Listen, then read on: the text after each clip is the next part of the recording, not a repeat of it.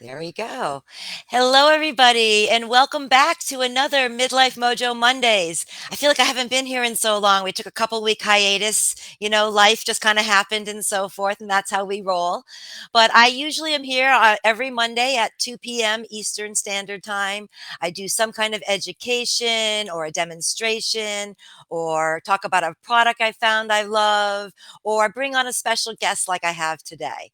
And typically, if you've been in the part of the Midlife Mojo group for a while, you know that every single week we have kind of a rough theme of the week. And this week's theme is the holidays are coming. Are you prepared? Right. And when I say, are you prepared? I don't just mean physically, but I also mean mentally and emotionally. And that's where our next guest comes back in. And she's actually a returning guest, Carrie Vee. A lot of you really loved her last talk here on Midlife Mojo back. I believe it was early January, and she has a new book out that she's going to talk about. And so I'm really excited to share that with you a little bit. But let me, the topic today that Carrie is going to be talking about is stepping into your radical empowerment.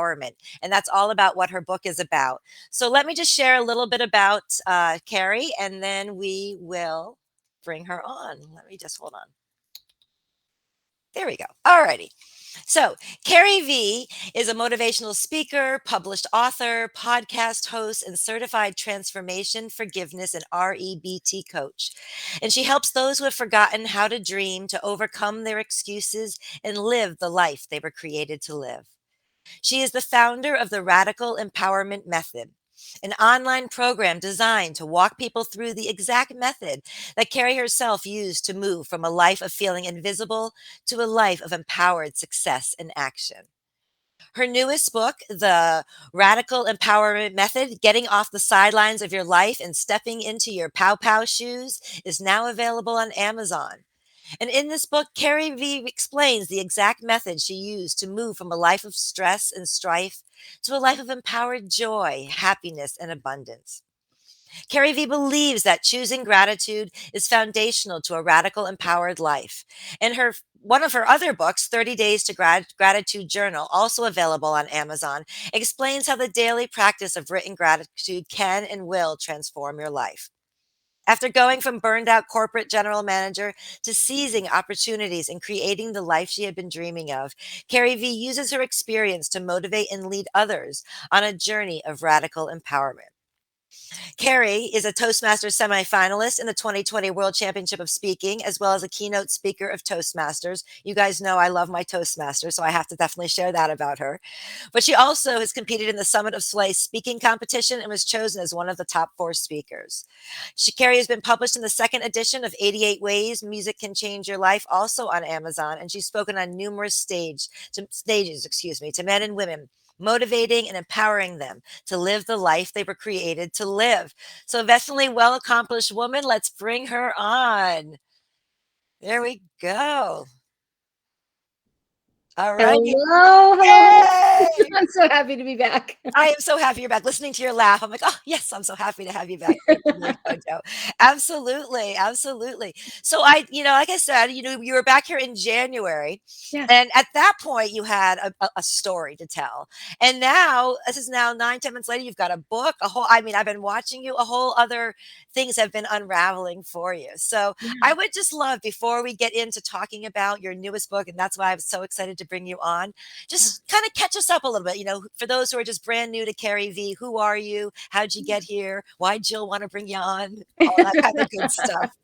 And I'm gonna Yeah. just let you have the stage for just a quick second, and I'll be right back. And Okay. this, all right.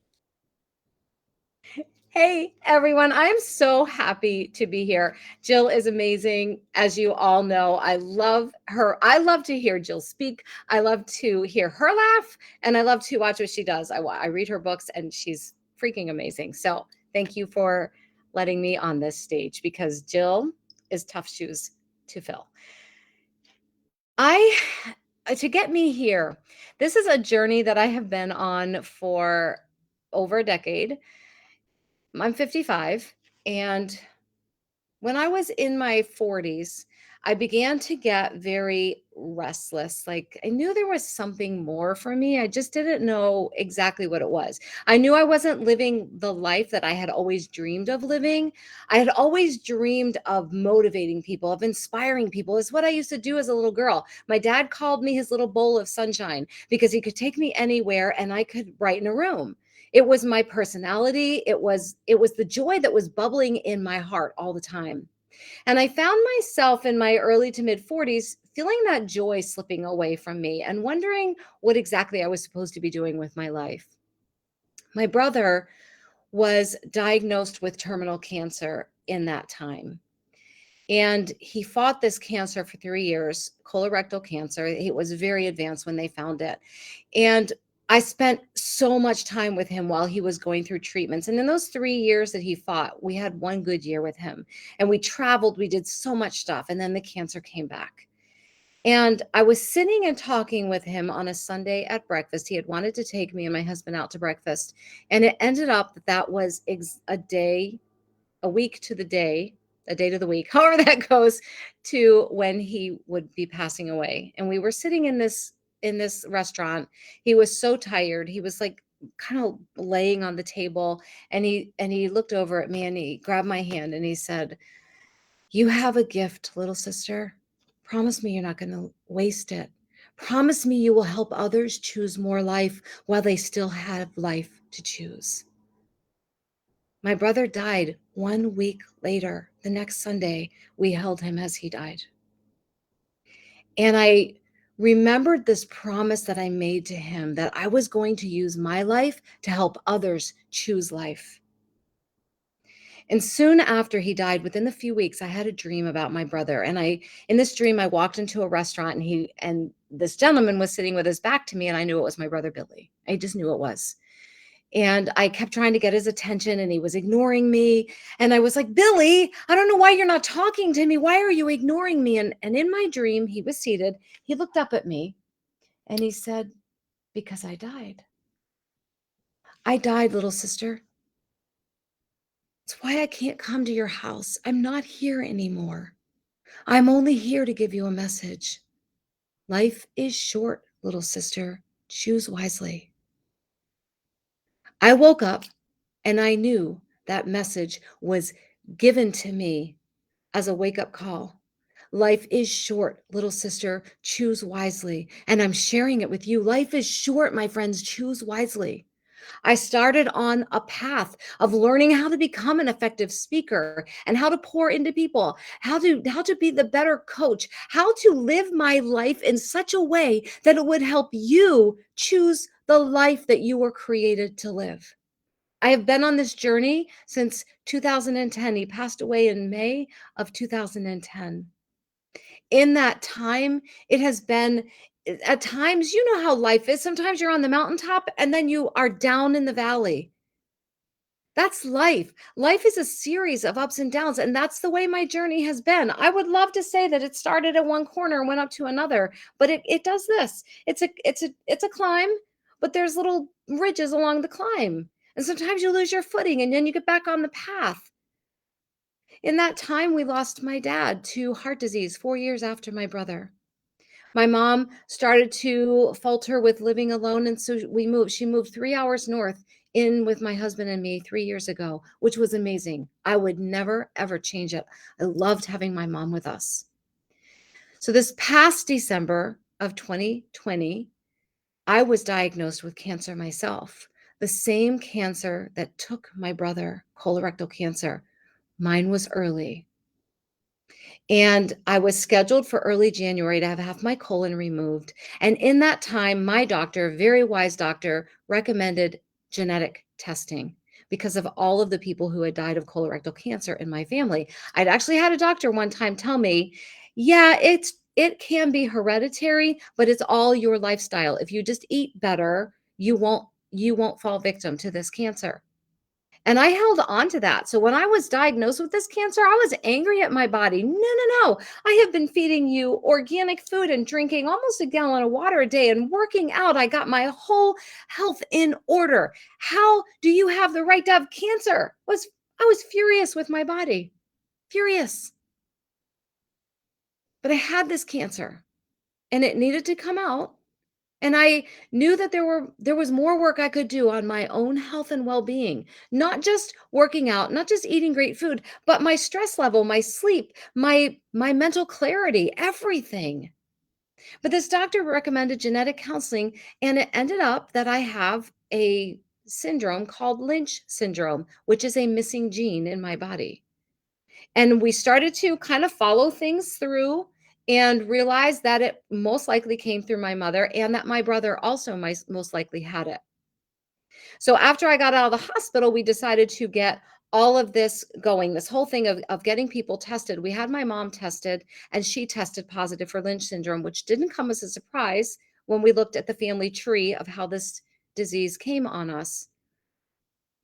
I also, though, realized that I needed to get my mom in for a colonoscopy. Her doctor had told her 5 years ago, you never need to have another one, even though she'd had colon cancer once. But I had been watching my mother decline. And I finally got someone to give her a colonoscopy without a referral. My own surgeon agreed to do it, where they found massive tumors that had spread. May 3rd, my mom was diagnosed with colorectal cancer. And May 23rd, she died in my arms. And again, I realized how short life is. I had been working on my book, The Radical Empowerment Method, for almost a year. But when my mom passed away, the words came easily because they came with an urgency of there are so many people who must understand how short life is and what a gift it is to be able to get up every single day and live the life we were created to live, not simply exist. And if we're honest, we know we can look around us at family, at friends, at coworkers, at people on the street. I just got back from a 9-day trip that ended in New York City, and just looking around, you can see it on people's faces. They're just existing. I want to be a part of a revolution, and I want all of us to be part of a revolution of radical empowerment where people are waking up every day saying, I am awake, I'm energized, I am alive, and I am ready to thrive. And that is what brought me here. And it's why I have this new book, The Radical Empowerment Method, because I want us all to be there. Does that answer your question, Jill? Yes, I was like sitting here so enthralled. I'm like, oh wait, I'm supposed to be interviewing her. Wait a minute. I'm like, she's like, yes, absolutely. That was absolutely perfect. And yes, you definitely have had a journey. And I was thinking to myself while I was in the shower before this, it's amazing, out of such pain sometimes, tragedy, whatever it is, how such good can come, and having the message that you have, and I don't wish anybody to have to go through anything to feel that way. And if you seem to be able to help them have that's the shortcut method to get there, right, and not have to go through what you did, what a gift that is for others as Yes. well. Because I love that you kind of started before you kind of went into this. It was so true. Like that is life in the climb, and that word is so right. And because I think so many of us midlife women, we want here to here. We want that straight Yes. line. We expect that straight line, and that's unrealistic, right? Yeah. I mean, that's the way we go. And I resonated with you, when you said how you were taking such good care of your body, and you were furious at it for rebelling on you sort of way. Yes. It's like, what else could I do? Right. And Yes. so, I think that was a good wake up call for a lot of us, because I think a lot of us, think about our health, right? When I said like this week's theme is like, are you prepared for the holidays? It's just not physical. We think of the physical, Right. right? That's what we prepare. Yes. Prepare for life, prepare for the longevity, but we don't prepare here. We don't Yeah. prepare here. Yes. And that's where, my dear, I love that you come in. So I'm excited to hear a little bit but I want to read the title of your book again, real quick. Okay. So, The Radical Empowerment Method, Getting Off the Sidelines of Your Life and Stepping into Your Pow Pow Shoes. So, last time you were here, I remember you talking about the Pow Pow a Yeah. little bit, but maybe just remind us all a little bit about what Pow Pow is. Yes. I will even give the backstory of the shoes. I literally have shoes that are sparkly stiletto heels that say pow pow on the toes of them. And I heard another woman speak, and she had those shoes on her feet. And she's someone who helps you brand your business and brand your story. And I went up to her afterwards and I said two things. One, I want to work with you. And two, I need to know where you got those shoes. And those shoes so resonated with my soul of what it must feel like to step your feet into something that literally say pow pow on them, to literally be stepping into your power. And we ended up branding everything around those shoes. And my one of my taglines is step into your pow pow shoes. And it means step into what makes you you, step into what makes you unique, step into what makes you the person that you are. Because most of us never do. We're always stepping into someone else's shoes. We're Mhm. doing what someone else tells us to do. You should climb the corporate ladder. Oh, you're not very smart. You're not college material. And we believe all these things.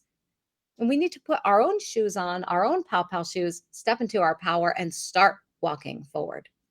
I love it, and I what I really love about it is there's such a clear mental vision of that, right? I mean, like you said, Yes. I mean, in my mind, I'm picturing, Dorothy and the Wizard of Oz.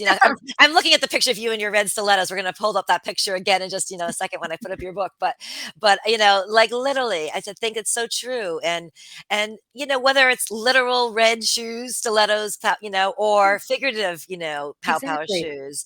I love that mental image of doing that. Like when you wake up in the morning, you're slipping on those shoes, no matter Yeah, where, whether you're slipping them on to go, do the dishes or slipping them on to wow a crowd, right? exactly. Exactly. Yeah, I absolutely love that. I absolutely love that. So radical empowerment. So can you like define that maybe a little bit more for us? Like what is that? You know, I, Yeah. my husband picked up this before I had printed it out a little bit. He's like radical empowerment. He's like, you must tell me. I'm like, I'll tell you in a little bit. So, so do tell us a little bit about what radical empowerment means Yeah. and why. Like you said, you actually call yourself like you actually formed your own method around this. So Yes. really, yeah, go into that a little bit more for us, Yeah. please. It came out of radical empowerment came, it really came in a like that journey that's going like this, right? And when I did this course, this it started with an online course where I started to take all the lessons I had learned over the previous 10 years to start living this life that I always dreamed I would be living. And I'm talking about fast cars and all the jewelry I want and trips every week and oh, let's just go to Italy tonight. Okay, let's book the flight. That's not what I'm saying. And if that's your idea of the life that you want, then we go for that. I want to wake up every day and feel amazing. That's part of being radically empowered. I want to wake up with a clear vision of what I'm accomplishing today. I want to wake up knowing that my life matters with clarity, with confidence, wearing what I want to wear. I just did a social, or not a social media, I'm sorry, a media mixer with a whole bunch of high powered media people in New York City. And we were told to dress for the media mixer as your highest self. My highest self wears jeans, jean jackets. I'm just not the put on the black cocktail dress and high heels kind of person to go to something like this. I did wear my pal pal shoes, but I had jeans and a yellow jean jacket on. And I felt so empowered because I walked in as me, not someone trying to impress anyone. I think these women who dress to the hilt like that, I love looking. It's absolutely beautiful. And when I do it, I just feel like I'm not being authentically myself. Yeah.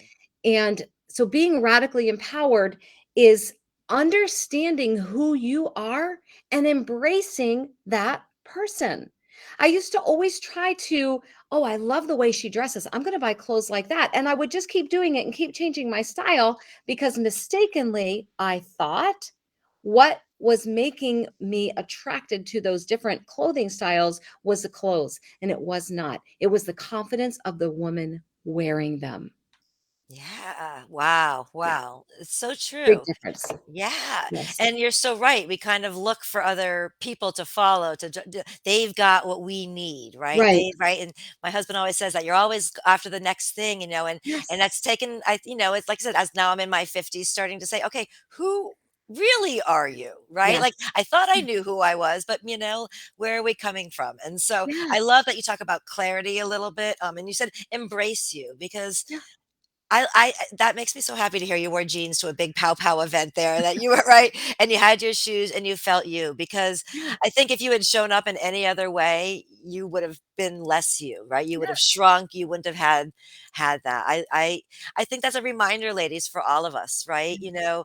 That, and I'm saying this for myself as I speak, right? That Yeah. I try to sometimes show up for the room as opposed to show up for me, and the room is Yes. gonna love me, right? Yes. Yes. And Yes. here's the thing, when you show up inauthentically, you have to keep showing up inauthentically in order to maintain the facade. Mhm. Yeah. If I show up as me, I don't ever have to worry about showing up wrong for an event or Mhm. for anything because I'm going to always show up as me. Yeah, But like absolutely. you, I'm in my 50s. It's taken me a long time to learn this. A long time. Yeah, yeah. Yeah. And so what would you say in this method is, do you have like a first step for people? Where would they begin? I know Mhm. you mentioned clarity. Yeah. Yeah. Yeah. First step is cleaning the closet figuratively and and physically. But we start with figuratively, mentally cleaning out that closet. I call it clearing space. Mhm. Because think about it, let's say there is this perfect outfit you want. It is your thing. It's your color. It's your style. It's your fit. Everything about it is what you want. And you want to buy it really badly, but you go and open your closet and you realize that everything is shoved in there and everything's already all wrinkled and looks nasty because every time you put clothes away, you've got to like, you got your full body going, "Ugh," trying to push stuff in. And there's no room in that closet for this new outfit that isn't completely you and you want it so badly. In order to have room for this great outfit that you want to put in there, you've got to start pulling out the things that are no longer serving you. Like the dress you wore to somebody's wedding that you never liked in the first place. Or let's say the dress you bought to be in someone's wedding that you knew you were never going to wear again, but you paid so much money. So you're going to hang on to the dress. Or clothes from high school that might someday fit again. Or gosh, I paid for that. It still has tags on it. I don't really like the way it fits, but I can't really get rid of it. None of those things are serving you. If you pull those out, then you got plenty of room for the things that truly do serve you. And we do that emotionally. What emotions are no longer serving you? What toxic relationships are no longer serving you or maybe never did? In order for radical empowerment to move in order to start stepping forward and doing the steps in order to wake up every day as your most empowered, highest self, we've got to pull those things out. That's the first step. Yeah, no, I think that's so important. And even as you were saying, pulling it out, I think how many emotions are tied to those, even those clothing that you were saying, right? Yes. Like, why are you hanging on to those things, right? Like, Yeah. Yeah. right? Even if you were just to physically look in your closet, that would probably tell you a lot of things. And why are they Yeah. still hanging around? Yeah. And right, we all like know how light it feels to, right, empty out our drawers. Well, how light Yes. would it feel for that? Absolutely. Oh my goodness, Oh, right? yeah, it's amazing. Yeah, yeah. And so, obviously this is a different way of maybe looking at things and so forth, and a healthier way of looking at things. And Yes. so I know Jill's definition of healthy, but what's Carrie V's definition kind of Yeah. healthy in this world? Yeah, my definition of health has changed so much over the years.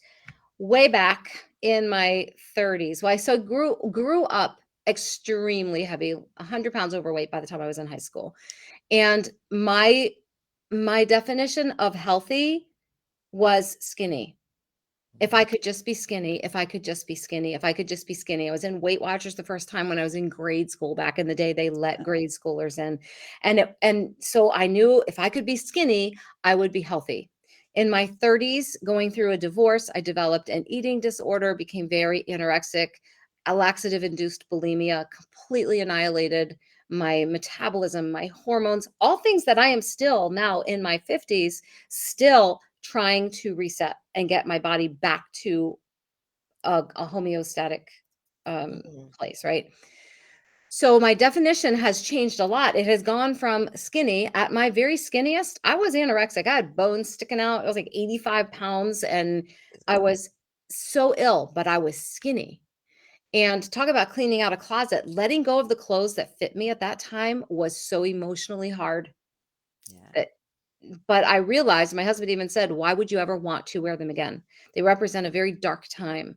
But I processing that. Now, fast forwarding 20 years to now, my definition of healthy includes it includes my journaling, it includes my meditation, it includes sleep, enough sleep every night. Why is that so hard for us to I learn? know. Our bodies need sleep. Ah. That's so it includes that for sure.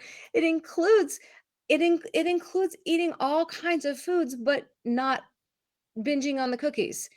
And it includes, as I have spoken with you, this, intermittent fasting for our bodies and giving our digestion time to heal. It's looking at food very, very differently. I don't view anything as good or bad anymore. Jelly beans bad, an apple good.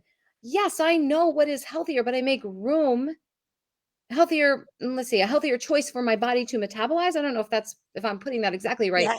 right? But knowing that if I eat 5 jelly beans, I have not ruined everything where I have to go throw up in a toilet or take laxatives.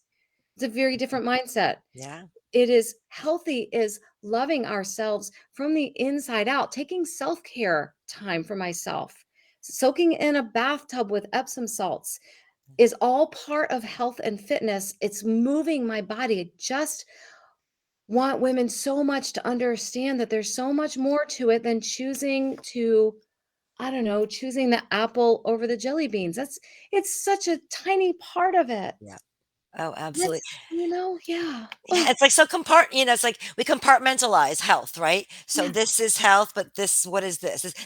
This, okay, I can make this choice, but this is hard to do, right? Like Yes. doing journaling every single day, every day. I mean, I can like eat, people are used to cutting calories. They're used Yes. to do, right? I mean, if you're 50 years old, you've been on a million diets, right? You're used to Yes. doing all the deprivation stuff, Yes. right? So it's not even that hard anymore. But the Yeah. hard stuff is, right? The hard stuff is getting in the darn bath with some Epsom salt. Like, Yes. how snoozing by 10 p.m. How is that the hard stuff? I And the other, know. it's crazy. It really is. Exactly. Exactly. It's what we have been taught, that it's selfish to take care of you, and it's actually just the opposite. To not take care of you is extremely selfish. Yeah. And I always say, like, so my thing is always like, you can't exercise your way out of a bad diet. Well, I mean, you cannot diet your way out of, like, a good mental health. I don't know if I'm saying that right, but you know Yes. what I'm saying? Like Yeah. all of the carrots in the world is not going to bring joy to your life, right? All Exactly. of the lettuce and the whatever you're eating is not, the fish and all those, things is not going to, make your life feel empowered, feel Right. better. It's just a piece of that whole puzzle. Yes. Yeah. Yes. And I Such love a this radical. I love that word, first of all, radical, right? Because I think that's what it is. We need a radical, like, conk on the head, like something to drop Yes. down and conk us on the head to realize it's not just about this. We are a Yes. whole person, and to treat us that whole. But I will say that we are also human, right? And so even myself, I'm back at the gym, after a year and a half. Week 2, week 3 is, and that's still getting back into it. And Yes. I went up to the teacher at the end, and I was like, "So I'm thinking maybe of trying a spin class, but I've never spun before. Should I start by myself and maybe the thing downstairs?" "No, no, no, just join the class." I'm like, "Well, maybe I just bought a bike. Maybe should I start on my own bike?" And then I literally said out loud, "Okay, so I'm giving you every excuse so that I'm waiting for you to tell me I don't, like, have to." So Yeah. what, like, excuses, right? Like, I caught myself doing that, right? I'm a person who's aware of my own baloney, right? Right. Yes. Okay, but not everybody's aware of their own Yes. baloney, right? Where other people would be saying those same things and just Yes. believing that. So Yes. what do you say about, how do you feel that excuses? What does it do to our psyche in general? Oh, excuses, when we make an excuse, our brain says, "Oh, she doesn't mean what she says." And we set ourselves up for this pattern of, okay, so let's say, I'll give you an example. This morning, I had a very early meeting and I slept in a little bit to honor my body with sleep, knowing that I would not get the full workout in that I really wanted to do today. So I did half of it. And then I said, I will finish this before I go to bed. I split it into two 30-minute segments. It was a longer one I wanted to do today. And my brain immediately said, no, she won't. She doesn't work out at night. My brain was telling the truth. My brain knows that I have said this before and I don't go back and do it because I don't work out at night, which is another story I have told myself. It's not gonna be like 10 o'clock at night, it's gonna be like 5 o'clock at night, right? So I I actually took my workout clothes off in my workout area and put a robe on, and they're all laying there as a reminder that there are no excuses. That Mhm. workout will get finished, and everything is there to remind me because the truth is, I can make an excuse to myself to do something, or I can make an excuse to not do something. And when we pour all of our energy into talking us out of doing things, our brain picks that up, holds on to it. And even if we say a year down the road, oh, I'm going to do this, our brain is in the back going, no, you're not. You've already proven to me you don't keep your promises to yourself. You just start making negative excuses. So what I have started to do with myself, and it's a journey, there is no perfection here. What I have started to do is make positive reasons and excuses to myself so that I can flip that energy and put it all into the positive of, yes, I will. Yes, I can. And then when I finish that workout tonight, my brain picks up a new pathway that says, she means what she says. She does what she promises. So when you write your schedule out in the morning, it's not your this was me. This has been me. This has been my journey. I have my journal, right? And I'm writing down everything I'm doing today. And the whole time I'm writing it, I'm knowing I'm not going to do it. I'm just going to let everything come in and change it anyway. But it feels good to write it out. Yeah, sure, it's So part of it's my morning I can if anybody asks me, I journaled today. that's right. It's part of my morning routine. I put my schedule down. So I started to write it out. And then at the top of it, write, I keep my promises to myself. That has become a mantra for me every single day. I keep my promises to myself. When I do that, my brain creates a new pathway and excuse making becomes almost impossible to do then. If I'm making promises to myself, the excuses aren't going to be there. If I've promised myself that this is my year to claim health and fitness, if I have promised myself that from now till the end of the year, which this is one of the things that I have done that I've asked people to hold me accountable, from now till the end of the year, 120 grams of protein today and 8 hours of sleep a night. That's a promise I've made to myself, and I have asked for accountability. When I get to December 31st and I have kept that promise to myself, my brain starts to let go of excuse making because now it believes me. You Yeah. gotta you gotta show it. I mean, the brain only believe only can believe what you feed it, right? And I Exactly. love because I was you in the beginning we were talking, I'm like, "Oh, I hope she brings this in," and you did, about it's literally you're rewriting pathways. I mean, you had Yes. this brain, I mean, 50 something years, 40 something years, 60 something years, 70 something years, you're feeding it one thing. This is not a light switch moment. This is not right. Exactly. This is, this is a we've gotta, like, turn the dimmer up slow, and get it brighter and brighter as Yeah. we go, and yeah, and I think that the excuses, like you say, they hold us back so much, but I think so much more than we even realize Yes. because, you know, people sometimes get frustrated. Well, I want to, why am I not? Right? Yes. It's like we're our own worst enemy in that Yeah. way. And I love that, that there you literally are feeding yourself the positive reasons why, right? So why can't I exercise or why should I, right? Like or why am I Yeah. exercising today, right? You can Yeah. change those things around a little bit. Yes, you can. And I bet you can show us how to do that as well, because for sure. So this was something, and along with that, right? So when we are kind of getting rid of the excuses, or cleaning out the clutter, right? Yeah. Now we're allowing in the goodness, right? Yes. Allowing in, some happiness and so forth. But I think for a lot of us, we haven't let that happiness in for so long, Mhm, so we don't know what to do with it when it comes. mhm. So, how can you help people maybe, claim that happiness, like when it's coming to them to say, "Yes, this is mine, I deserve," you know? Yes.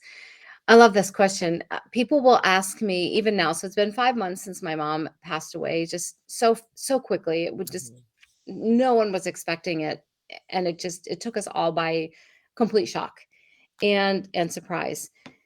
I'm not the only person who has experienced something like this. There are millions of us, I'm sure. Unfortunately. Yes. And people have asked me multiple times, "How can you still smile?"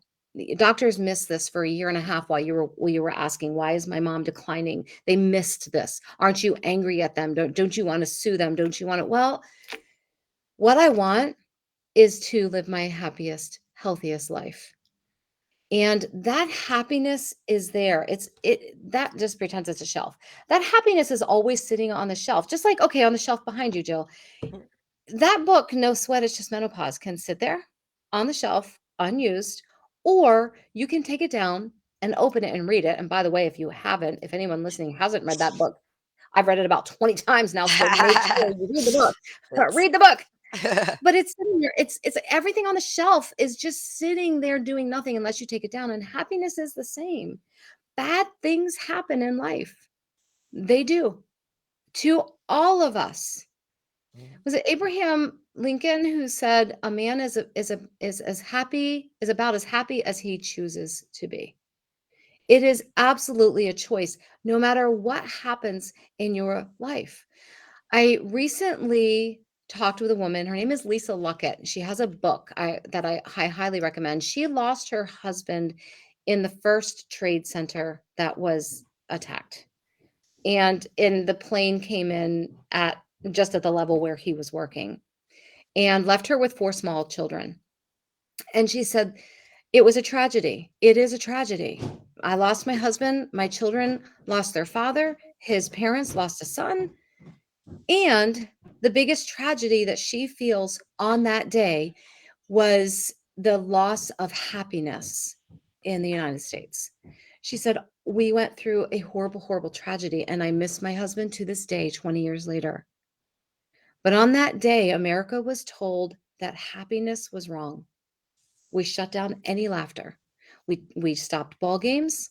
We stopped David Letterman.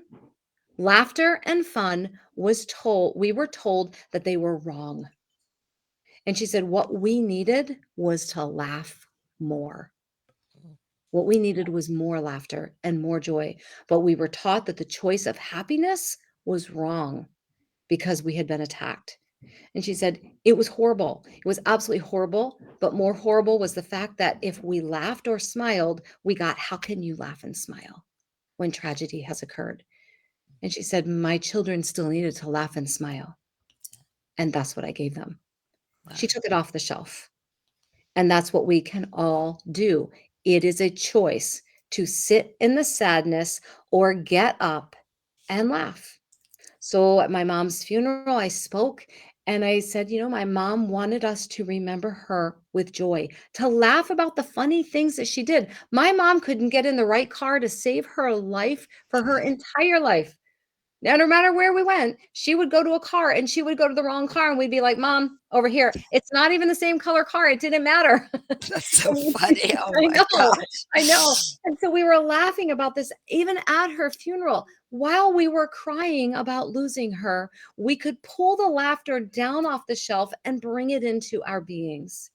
So when that sadness, and I'm not talking about clinical depression. I am not poo-pooing clinical depression.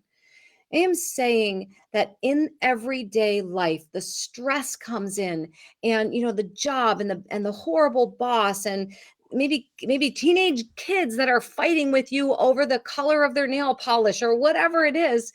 There is a choice to grab the pom poms and start cheering, or put music on and start dancing, or put a funny movie on it and laugh. And when we do this, our body releases so many amazing beneficial chemicals.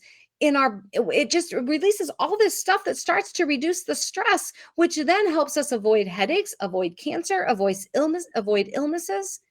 It's just on the shelf. Create your happiness. I used to tell my kids finger paint and pudding, man. There is nothing that will make you smile like finger painting and pudding. Oh, It's just that's so fun. funny. I love it. I love it. Yeah, Right? Laughter is the best medicine, right? it That's what they truly is. say, right? But Truly. it's so true, Yeah. and I really appreciate, how you're looking at that too, because I think it doesn't have to be, you don't have to, have there's something to this big, great, like, whoo, I have to go from really sad to really happy. I just have Right. to take one step a little bit more towards happiness, right? Yes. And then it just gets Yes. easier each time to kind Yes. of do that and live in that because Yes. like you said, I mean, you had a tragedy, that woman had a tragedy. It doesn't have to be a tragedy. It can be something small, but I think so many of us, it's like we almost wear our sadness like people sometimes wear their sadness as a badge or or Yes. or or just out of guilt or how can I or with the world how right whatever it may be. Yes. And the only way that things right you've mentioned the pathways and all that and energy, right? All of us are energy. And so Yes. what energy we put out we bring back. And so I'm sure because you chose happiness during that time of your mom, you were probably surrounded by love and healing and that kind of energy was brought Yes. to you. And I wish that I wish that I'm speaking through you. I wish that for everybody, right? You all gotta like talk to Carrie V, right? I mean, absolutely. Like, but you really have, you know, through your own experience, really like picked up on something that is so good for all of us, right? Something Yes. that's so universal that we all can do, that we can all change, something so simple. But sometimes we need guidance. We need to hear it. We need to hear it over and over again. We need to hear it in different ways and Yeah. to work one on one with people or however it Yeah. is. And so, because I think what happens is, right? Great. Okay, we're gonna choose happiness, right? That's Gary Vee told me to choose happiness. But then my husband walks in grumpy, all these other things happen, right? And so how do you within going through all of that, like you Mhm. right, how do you set up boundaries so that people don't like rain on your parade? Because that's I Oh, know for myself, I there are times when I'm like, okay, I'm in some 6-week course and my whole I'm gonna be, and nobody around me is, and it does, and it's hard, not falling in. So what how do you, yes. in general, like how why are boundaries so important for us to be able to Oh, oh, those boundaries, boy. It is so easy to let people encroach on your boundaries. And in my own personal life, there is someone in my life, a close person who deals with grief by being very angry. And those boundaries are threatened all the time because that anger wants to come through the wall, over the wall, under the wall, however, and get into me and create this we're not allowed to laugh. And I have had to fortify my boundaries and often even walk away because your well-being, my well-being, our well-being is so important. And we downplay that. We think that we have to okay, so this is the something that I do on in live events, and I loved this example, which was given to me as a teenager at a youth camp. Actually, they had one of us, and I think I might have shared this last time in a different context, but one of us had to stand on a table and another on the floor, and then we joined hands. And the assignment was this: the person on the floor was told to pull the person on the table down, which we could do so easily. We just yank them right down. They were on the floor with us. Then we got back in place, and the person on the table was told to pull the person on the floor up onto the table, and it was impossible. It wasn't gonna happen unless you had, like, a baby on the floor, right? But 2 people, you weren't bringing them up on the table unless they helped, jumped, crawled, whatever they needed to do to get up on that table with you. When you put down your boundaries, when you let them down and you don't hold true to who you are, it's just lying to yourself, going back to what we talked about. When you let your boundaries fall in, your brain says, "Oh, she doesn't mean what she says. She lies to herself." You get pulled off the table very, very quickly. But when the fortress stays strong and your boundaries stay strong, when your boundary is, I go to bed at 9 o'clock, and the person who asks you out to go to the club at 10 o'clock and you say no, you've kept your boundaries strong, you're not getting pulled off the table. You say yes, you've just gotten pulled down and you've gotten a little weaker. And this it's the same thing with Interesting. it's just the same thing, right? Even with happiness. You have chosen to have joy and happiness in your life. You are going to have so many people who think it's horrible that you have joy and happiness in your life Crazy. because misery loves company. Think about it. Think about the work water cooler. Is it ever positive talk? We're talking about someone else in the office or how horrible the boss is or how horrible the world is. I have a family member who every time they call, life is the most horrible thing in the world. Yeah. Horrible. And so I protect my boundaries. It's one phone call a week, no matter how many times the phone rings. Not because I don't love them. I do, but I have to protect my energy because I love me. And I have chosen to be happy and joyful. And you're going to have people who say to you something like this, well, it must be nice. You have such a charmed life. No, Yeah. Yeah. Right. right? And you know why you have a charmed life? Because you've chosen to. Anyone can have a charmed life. It doesn't mean you have $10 million in the bank. It means you wake up every day happy and ready to live the life you were created to live. To me, that's what a charmed life is. And anyone can have it. Anyone. Yeah, absolutely. Well, I want you to share more about your book specifically. I'm going to take my face off here. I'm going to put your book up there instead for a moment. But Okay. share more because I know you've been kind of guiding us on this little journey, a little bit what radical empowerment is. I mean, I'm like ready to like get up and go. Like I can feel like my energy up just speaking with you and seeing here. So I'd love to hear like a little bit more about your book and to share Yeah. with us and how we can get it and all that kind of good stuff. Sure. Thank you, Jill. All right. So before we split the screen, you would have seen a pile of these books off to actually my right. The Radical Empowerment Method came out of there. It is. It is a manual, and at the end of I'll even give you an inside look. So at the end of every chapter, you're going to have places where you can actually journal your answers, and there we go. There is a bookmark I have created to go with this book. This is actually on my website at coachcarrievee.com. So I'll give you a close up. All these little dots in here are seeds. And the idea is that you will use this bookmark throughout the book. And at the end of it, you will rip it up into pieces, soak it in water overnight, and plant it. And these flowers, they are beautiful flowers that grow, are a visual representation of your radically empowered new life. So the book was designed to not be a nighttime read.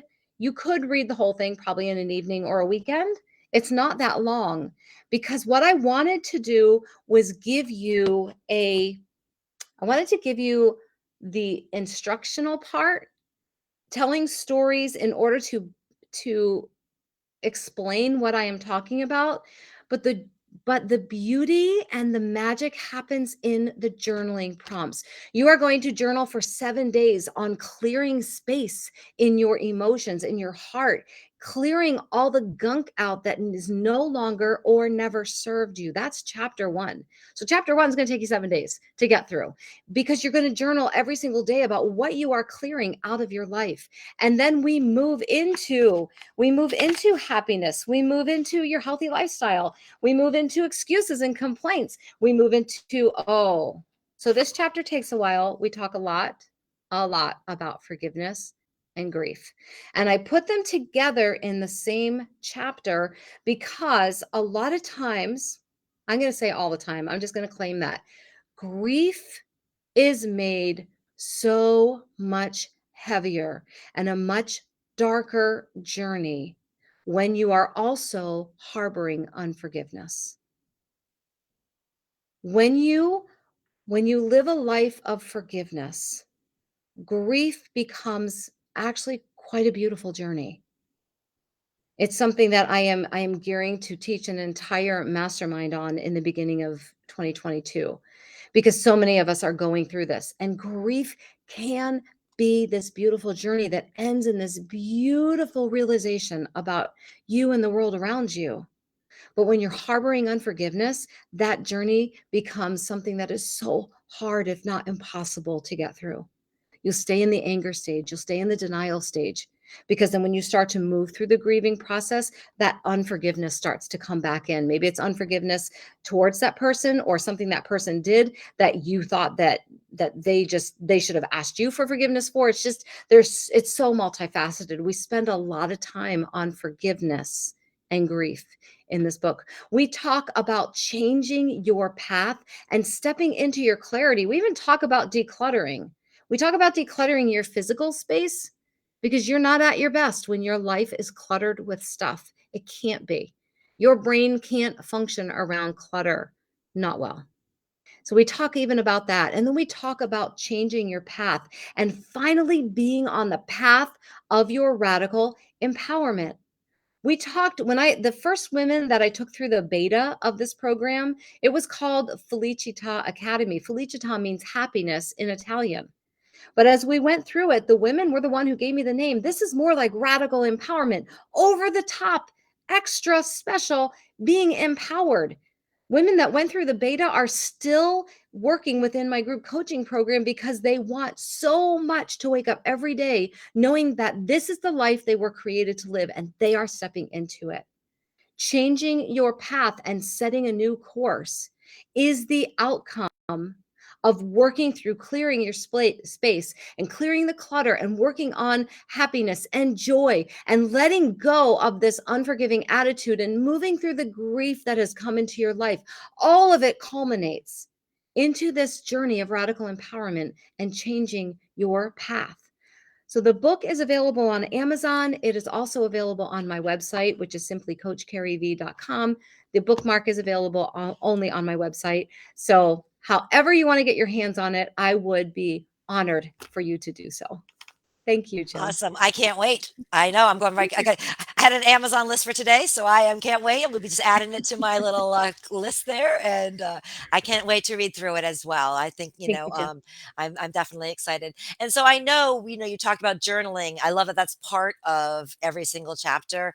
I love that it's experiential because I think that's what radical to me means. Like it's got to Yes, be an experience. It can't just be read about, right? Change doesn't happen exactly. from reading a book. It comes from having these experiences. So I Yeah. love that your book has both in that. And so kind of speaking on that, I know you have a little freebie for the my guess of Midlife Mojo, and so right here. So I'm just gonna put this up here, right there, and it is. So if you just wanted to share what that is real quick, and ladies, the link is in the actual description of this video, but we'll also put it in the comments as well for you. All right. Yeah. So it's these journal prompts are taken from the book, concepts in the book, to get your mind ready to go in this journey of radical empowerment. It is 30 days. It is set up to answer, well, it's not really an answer, but to journal about one of those every single day. And it just gets your mind and soul, your body ready for this journey. Perfect. Well, thank you. I really appreciate you sharing that. Ladies, take advantage of that without a doubt.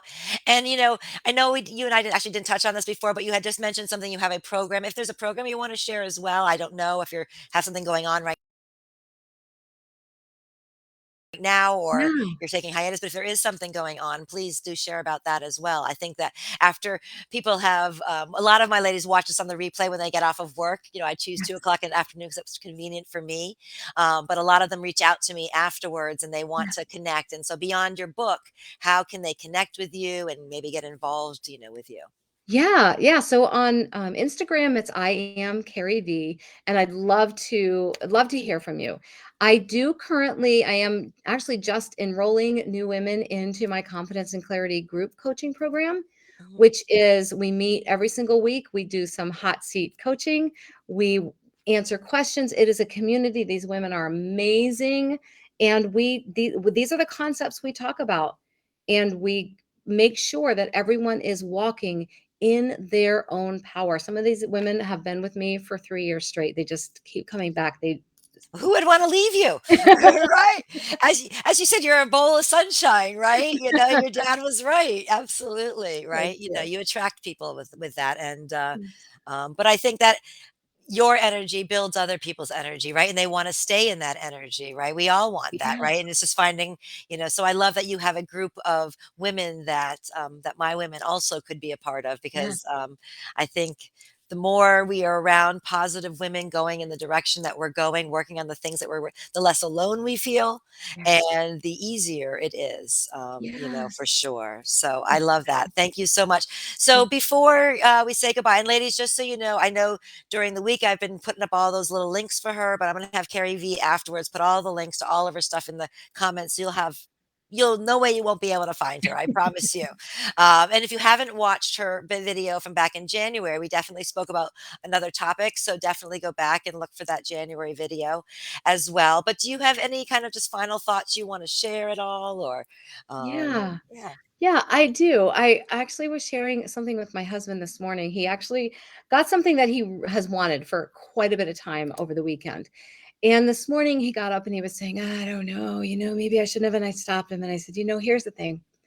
When you get something you really want, you immediately find a way to talk yourself out of why you deserve it. And you deserve it. Case closed.